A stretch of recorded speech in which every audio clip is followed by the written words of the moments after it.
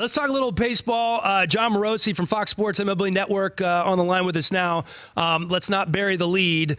John, I'm a huge Nationals fan, so I had a feeling that Anthony Rendon was going to go somewhere else. It really bummed me out. I know he wasn't into the deferred money the Nationals were offering, but 7 years, $245 million, the identical contract that Stephen Strasburg, by the way, got with the Nationals, sans the deferred money, ending up with the Angels. How does this change things for the Angels and out west?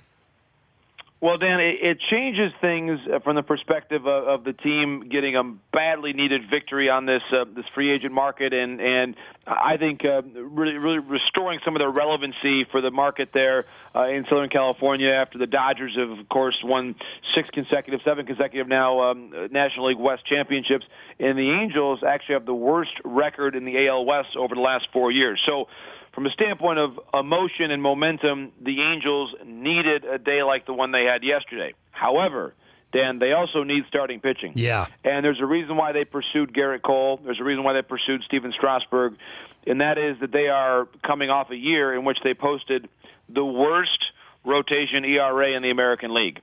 And, of course, Anthony Rendon is many things. He is not a pitcher.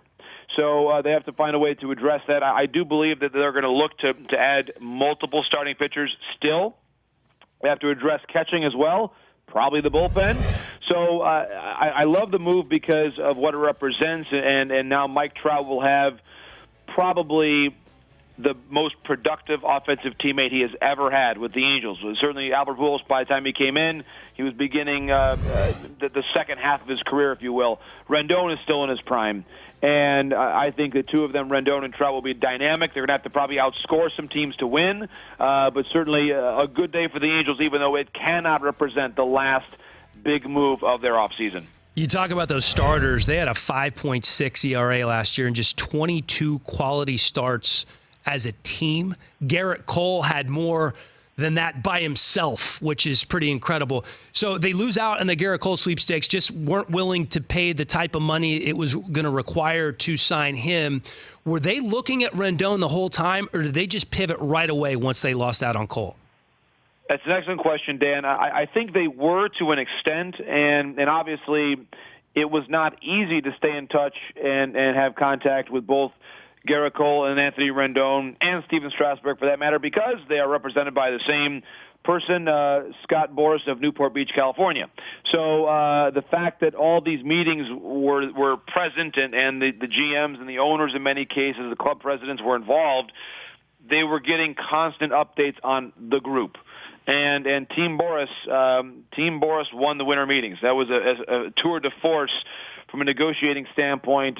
Now well over $500 million of contracts signed in a span of 3 days. I'll repeat that. More than $500 million of contracts for one agent in 3 days. And, of course, not all that far from where Scott lives. So a big home victory, you could say, for Scott Boras' clientele. And, oh, by the way, there are still some more guys to sign. Hyun-Jin Ryu, Nicholas Castellanos, Dallas Keuchel.